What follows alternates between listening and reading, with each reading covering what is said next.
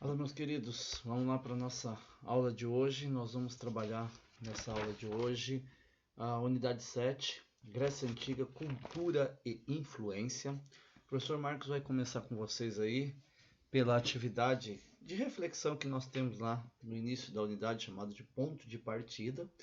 E a reflexão que é feita ali para nós baseia-se numa obra literária bastante importante, bastante significativa, também bastante famosa aí no meio acadêmico, que é este livro aqui, O Mundo de Sofia. Olha que interessante, ó. O professor Marcos também tem aí uma biblioteca particular, né? Apesar dela não aparecer muito aqui para vocês, né? Porque vocês ficam vendo um fundo aqui, uma parede, né? Mas hoje, quando eu preparei essa aula aqui, eu me recordei, né, deste livro aqui que eu tenho, O Mundo de Sofia, tá?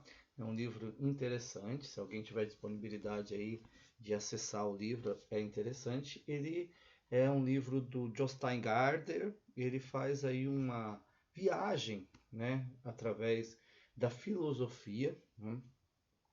Contando aí a história da filosofia. E obviamente o Jostein Gaarder ele começa aí a sua história da filosofia na Grécia Antiga, né, que é o berço da filosofia, né? É o berço do pensamento filosófico. Mas o nosso ponto de partida é a gente tem a seguinte atividade para refletir, né? Então a gente tem uma história em quadrinho, né? Uma HQ que está colocada ali para nós. Nessa história em quadrinhos aí existe ali uma narrativa, né? Nessa narrativa tá assim para nós. Ó. Sou muito parecida com a jovem personagem de Jostar Garde, a Sofia Amundsen. Sim. Vivo tentando responder as mesmas questões que ela. Quem sou eu? De onde vem o mundo? Em minha aula de filosofia, a professora falou sobre os antigos gregos. Eles também faziam interrogações sobre a vida e o mundo. Os gregos, com sua filosofia inovadora para a época, abriram novos caminhos e foram originais. Fico imaginando como seria ter como colega de sala um deles, né? Então a nossa personagem ali, ela faz menção, né, ao livro que eu apresentei para vocês aqui, O Mundo de Sofia, do Jostein Gaarder, né? Deixa eu só dar uma olhadinha aqui certinho, né? O nome da Sofia do livro, né? Amundsen. Eu li errado aqui, porque para mim está aparecendo bem pequenininho ali no ponto de partida, né? E a minha visão não é tão de raio-x assim. Mas enfim, né? Ponto de partida faz a gente ter alguns questionamentos aí acerca, né, do que é o pensamento filosófico, né? O pensamento filosófico, ele é um pensamento que nos leva a fazer questionamentos, né? É sempre parte de uma pergunta, né? Vocês estudam filosofia aí com o professor Elion Newton, né? E eu acredito vocês que as indagações elas são bastante frequentes, né? Dentro de uma aula de filosofia. Eu também já tive a oportunidade de estudar filosofia, né? No meu curso universitário, né? Na época que eu frequentei a escola regular, nós vínhamos de uma abertura, né, do Brasil durante os 21 anos da ditadura militar. Então, a estrutura da grade curricular, ela tinha, né, durante o período da ditadura militar, tinha abolido algumas disciplinas do currículo. Filosofia e sociologia eram algumas dessas que estavam abolidas, né? E então eu não tive a oportunidade no ensino fundamental, no ensino médio, de ter contato aí com os estudos da filosofia. Meu contato com os estudos da filosofia foi, e aconteceu no meu curso de graduação para a Faculdade de História, né? E eu diria para vocês o seguinte, né? A filosofia, ela é um pensamento, é uma disciplina que ela está presente em todos os conhecimentos que nós temos aí. Tá? A história, ela se faz muito uso da filosofia, mas não é só a história, né? A gente tem filosofia presente em outros conhecimentos também. A minha formação aí, o meu curso de pós-graduação, né, na Universidade de Londrina, recentemente, né, no último semestre de 2019, 2019, que ano bom, né, que a gente viveu e a gente não sabia, né?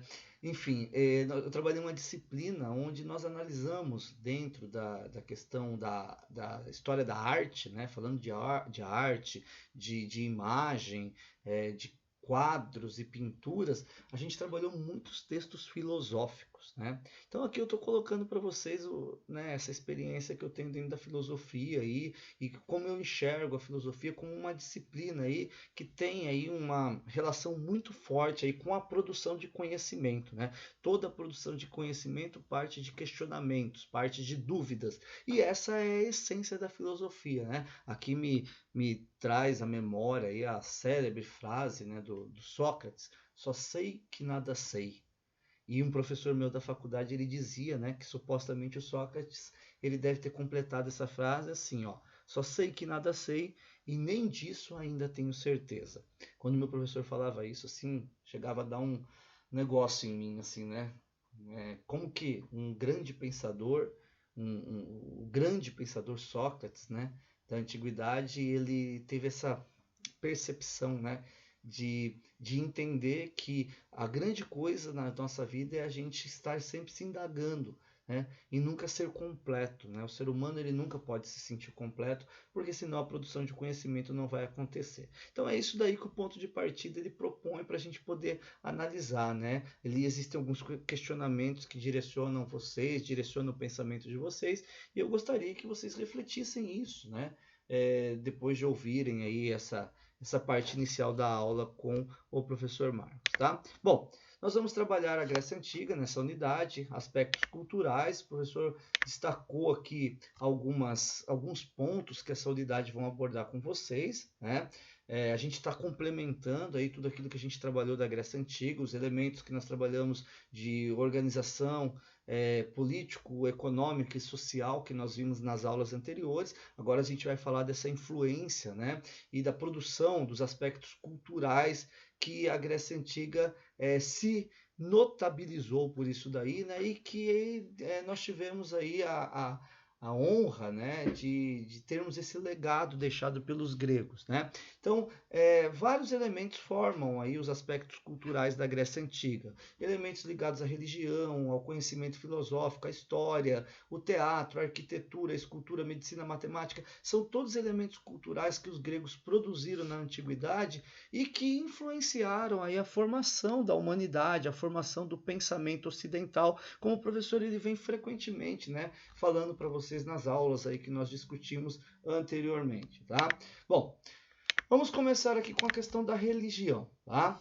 A maior parte dos povos da Grécia, da antiguidade, eles tinham como característica, né, esse elemento que também era marcante na civilização grega, que é o elemento aí da crença em diversos deuses, né? Os gregos eles também eram politeístas. Vale aqui a gente relembrar, né, que na antiguidade só um povo teve um destaque assim para a religião monoteísta, que foram os hebreus, que a gente já estudou anteriormente, tá? Bom, esses deuses gregos aí, eles formavam um panteão, né? E esse panteão de deuses aí, eles estavam associados aí à proteção de cidades, à proteção das famílias, né? Então, não havia uma ideia de se cultuar o mesmo Deus. Tá?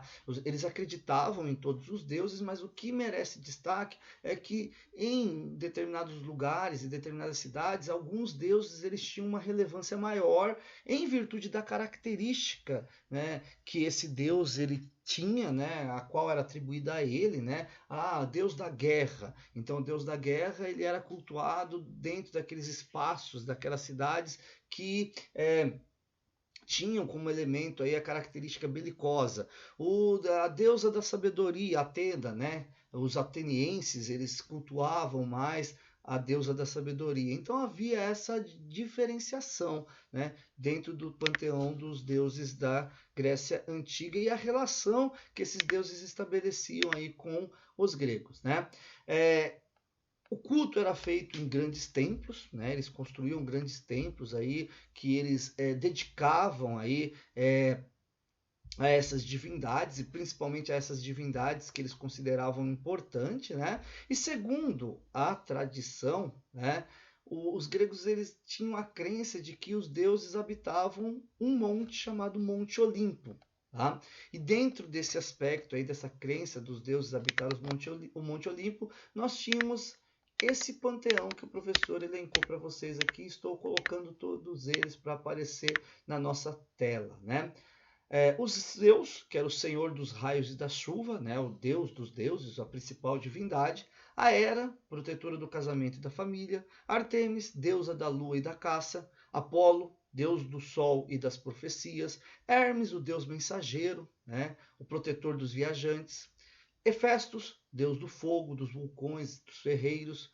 Afrodite, deusa do amor e da beleza. Atena, deusa das batalhas, da inteligência e da arte. O Ares, que era considerado o deus da guerra. O Hades, né, o senhor das terras inferiores, né? Aquele que era o deus dos mortos, né?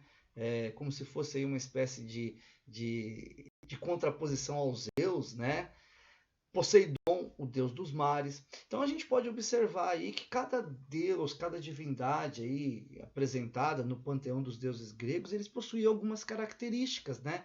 Características ligadas às características dos seres humanos. E aqui a gente tem um detalhe interessante para destacar para vocês, né? Que é a ideia que os gregos eles tinham em relação às divindades. Eles acreditavam que as divindades tinham, né, eram seres superiores, né? Eram imortais, né? Eram eles que direcionavam aí a vida das pessoas, mas eles tinham uma crença interessante em relação a essas divindades, que era a característica delas terem aí elementos ligados ao comportamento do ser humano, tá? Então a gente vai observar ali, ó, o Hefestos. Ele era o deus dos ferreiros, característica associada aí a uma característica humana. O Hermes, né? Protetor dos viajantes, ele era o mensageiro de Zeus, tá? E para além disso daí, eu destacaria para vocês que os gregos eles acreditavam no sentimento, tá? Eles acreditavam que os deuses eles expressavam sentimentos, né? Como por exemplo sentiam assim atração física por seres humanos, né? Se apaixonavam por seres humanos, tinham relações afetivas com seres humanos e muitas dessas relações deram origem aí a seres, né? Da mitologia também, que são os semideuses ou os heróis, né? E da mesma forma que eles se afeiçoavam pelas pessoas, eles também podiam sentir assim ódio, raiva, rancor, né? Aqui me veio à mente aqui o Poseidon, né? E de uma passagem que eu falei para vocês em aulas anteriores aí, que foi a volta do guerreiro Ulisses ao seu reino de Ítaca, né? O Odisseu, né? Que quando ele tinha tido um entrever, um questionamento com Poseidon, né? Então Poseidon sentiu uma ira muito grande do comportamento do Ulisses, né? E quando Ulisses foi voltar para casa, o Poseidon ele agitou os mares, ele dificultou ao máximo a viagem do Ulisses, né? Do Odisseu, transformando a viagem numa grande epopeia, num grande desafio, né? E por isso surgiu aí a ideia, né, do grande desafio ser uma odisseia, do poema do Homero, né? E o Ulisses, ou Odisseu, para os gregos, ele teve que vencer essa ira do Poseidon, certo? Legal essa parte aqui que o professor destacou para vocês. Bom, passando agora da religião, vamos pensar no outro elemento, o elemento da filosofia. Bom, dentro aí do elemento da filosofia, então, né, os primeiros filósofos eles se desenvolveram na região da Jônia, né, onde estavam em contato constante aí com as sociedades e onde nós tivemos o destaque aí em um primeiro momento aí de alguns que são até o nome conhecido de vocês, né? Na cidade de Mileto a gente tem o Tales de Mileto, né? O Pitágoras, Anaximandro, Heráclito, Parmênides, Demócrito, né? Esses seriam aí os primeiros aí que se destacaram nessa região da Jônia, né? Onde ali a gente tem a Ática e posteriormente ali o surgimento da cidade-estado de Atenas, tá? Bom, palavra filosofia. O que significa a palavra filosofia? Inclusive, né, o Mundo de Sofia, né, no livro aqui, O Mundo de Sofia, ele começa, né, o romance dele sobre a história da filosofia, falando exatamente sobre a palavra filosofia, que significa amizade, que significa amor pelo conhecimento, pela sabedoria, né? Ó, philo, em grego, significa amor ou amizade, e Sofia, né, o mundo de Sofia, significa sabedoria. Então, a filosofia, o filósofo, é aquele que é o amante do conhecimento, que é o amante da sabedoria. Tá? Sócrates e Platão foram os principais filósofos do século IV a.C., né? Vocês ouvem falar muito deles aí, possivelmente nas suas aulas de filosofia. Tá? Vamos aqui para a sequência. Pensando agora na questão aí do teatro, né? O teatro grego, ele também é um elemento da cultura, né? Os gregos eles nos legaram essa cultura do teatro, né? O teatro ele nasce dentro ali da cidade de Atenas, né? Na Acrópole de Atenas, por volta do século VI a.C., em festas dedicadas aí à questão religiosas, né? As dionísicas, tá? As dionísicas, que eram dedicadas ao Dionísio, deus do vinho, tá? E que posteriormente ele acabou sendo considerado aí o deus do teatro também, tá? Então, o teatro grego ele tinha conotação aí de narrativas religiosas, narrativas mitológicas, né? E os gregos, né, dentro da produção do teatro, eles nos legaram aí dois gêneros que se destacaram, né? O gênero da tragédia e o gênero da comédia, tá? E esses dois gêneros aí, e as peças que surgiram a partir desses dois gêneros, aí, a tragédia e a comédia, elas sempre estavam ligadas ao questão do comportamento humano, né? Fazendo aí uma crítica, fazendo uma sátira, né, do comportamento humano. Destaque importante aí que o professor colocou para vocês na apresentação, ó. Só os homens é que participavam, que eram atores e que poderiam participar das peças teatrais, e eles faziam isso com o uso de máscaras, tá? Então existia lá a máscara da tragédia, existia a máscara da comédia, tá? Então não era que nem o ator hoje de cara limpa, que se apresenta de cara limpa, né? Então destaque aqui para vocês dos escritores trágicos e dos escritores cômicos, né? Que o professor colocou aqui na apresentação, ó. Os principais trágicos: Ésquilo, Sófocles e Eurípides. Principal escritor cômico: Aristófanes. Coloquei para vocês também as obras que se destacaram aí, desses escritores aí que se destacaram no teatro grego. A disciplina que nós trabalhamos, a história, né? Então agora é o momento da gente trabalhar um pouquinho sobre a questão aí do conhecimento histórico. Bom, então vamos lá, acerca da história, que é a nossa disciplina. Vamos dar sequência aqui, tá? Bom, a história, como a gente já trabalhou com vocês, né? Ela foi um elemento que foi criado pelos gregos antigos em busca aí deles romperem aí com o conhecimento mitológico, né? Então os gregos eles sempre estiveram muito ligados aí às explicações mitológicas, às questões das lendas, né? Que contavam a história da Grécia através das façanhas dos deuses, dos semideuses ou heróis. É nesse contexto que surge aí a questão da história, né? O professor já tinha apresentado em outros momentos para vocês o pai da história, né? O Heródoto, né? Ele lançou as bases aí para a questão aí do desenvolvimento dessa disciplina que nós conhecemos hoje como história, só que ele não tinha aí um raciocínio perfeito, né? Ele também deixava se levar aí por explicações míticas e lendárias, tá? Mas as atitudes dele em relação às fontes das suas histórias aí, as atitudes críticas que ele tinha em relação às fontes de suas histórias, trouxe para ele essa possibilidade aí de ser considerado aí o pai da história enquanto conhecimento científico, né?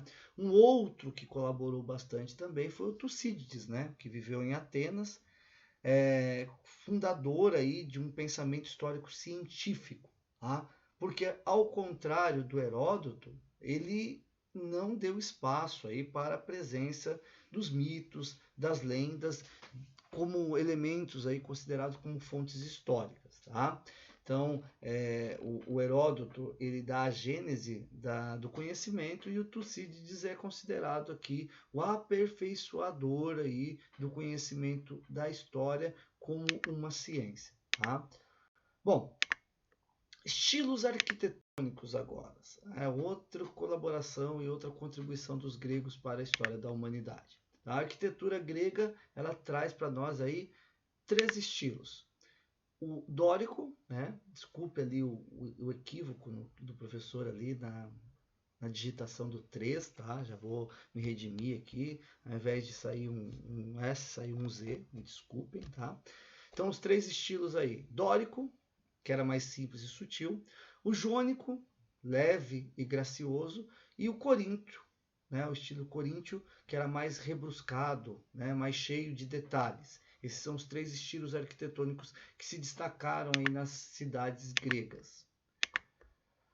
O Paterdum, né, para a gente ter aqui um elemento, né, dessa questão arquitetônica, né, é um monumento, é uma ruína aí, né, a gente está observando aí uma foto de uma ruína de um dos elementos que chegou para nós aí, né, da arquitetura grega.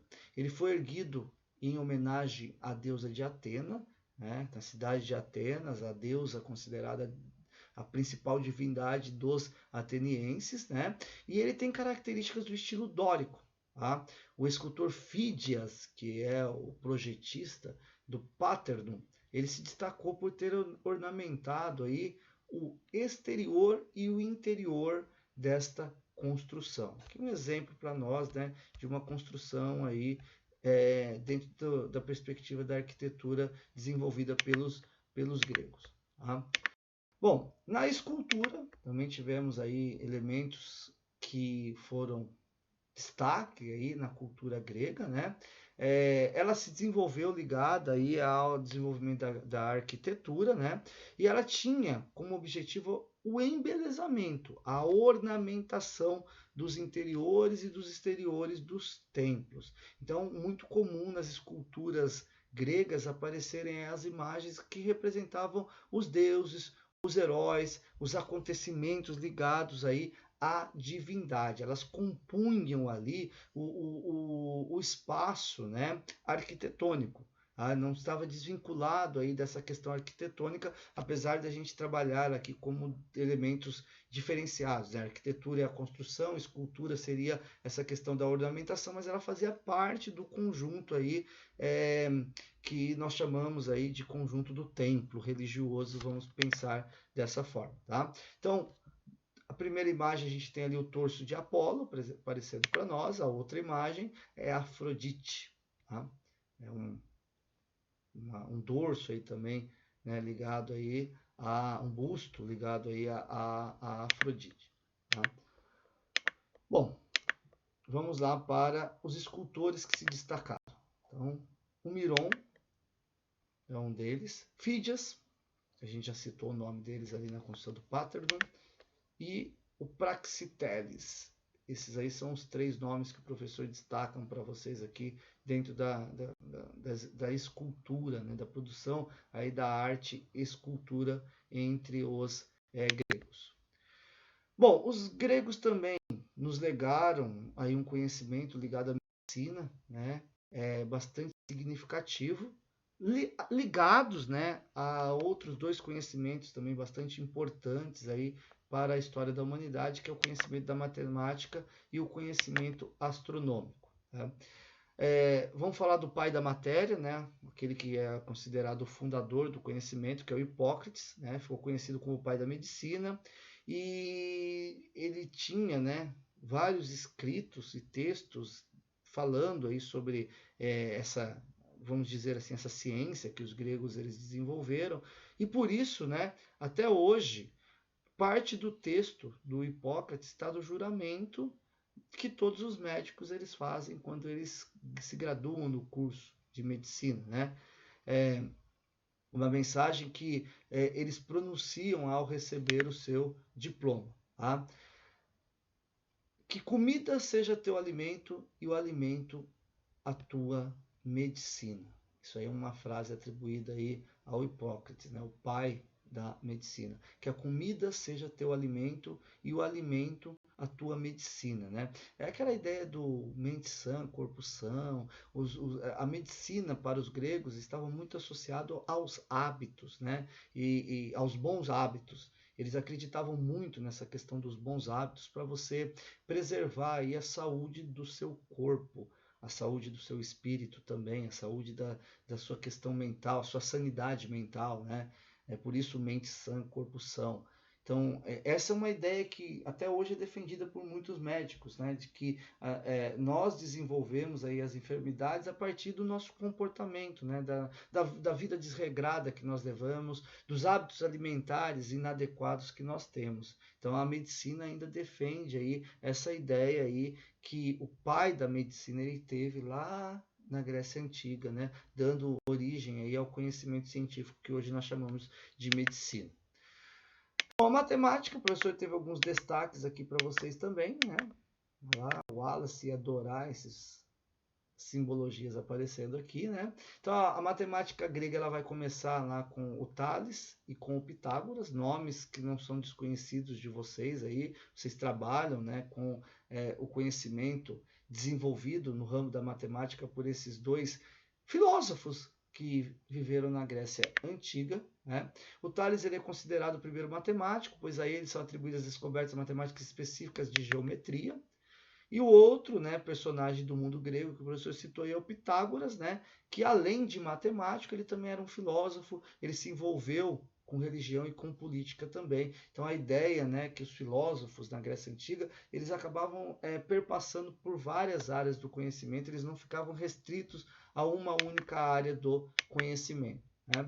Bom, o professor aqui faz uma síntese rapidinho para vocês, uma revisão para a gente ir caminhando para o final dessa videoaula nossa. Então, a Grécia Antiga está dividida nos seguintes aspectos culturais: a religião, com a adoração de vários deuses, uma civilização politeísta; a filosofia, com o surgimento dos primeiros filósofos da Jônia e grandes pensadores como Sócrates e Platão; no teatro, que surge na cidade de Atenas a partir de festas dedicadas a Dionísio, deus do vinho e teatro; temas como relação à tragédia e à comédia eram abordados e apenas homens participavam usando máscara; história, com Heródoto e os mitos, e Tucídides com a chamada história científica, que se desvinculava aí da questão mitológica, tá?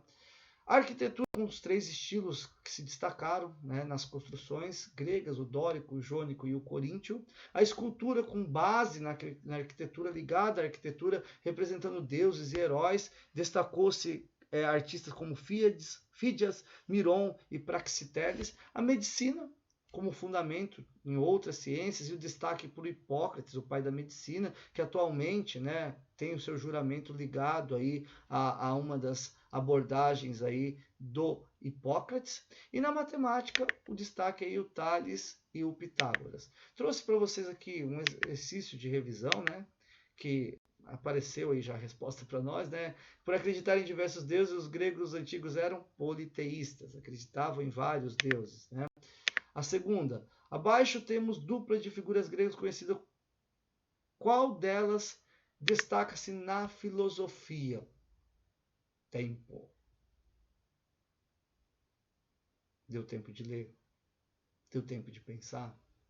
Teve que voltar ou olhar na apresentação? Vamos para a resposta correta. O Sócrates e o Platão, né? Nossa, que novidade! Sócrates e Platão. Vamos para a próxima. Tanto Heródoto como Tucídides estão ligados a um dos aspectos da cultura da Grécia Antiga. Que aspecto que é esse? Heródoto e Tucídides. Correr do reloginho, não vou dar muito tempo, né, para não extrapolar aqui o período da nossa videoaula. O aspecto histórico, né, o pai da história, o Heródoto, né, Tucídides, o pai da história científica.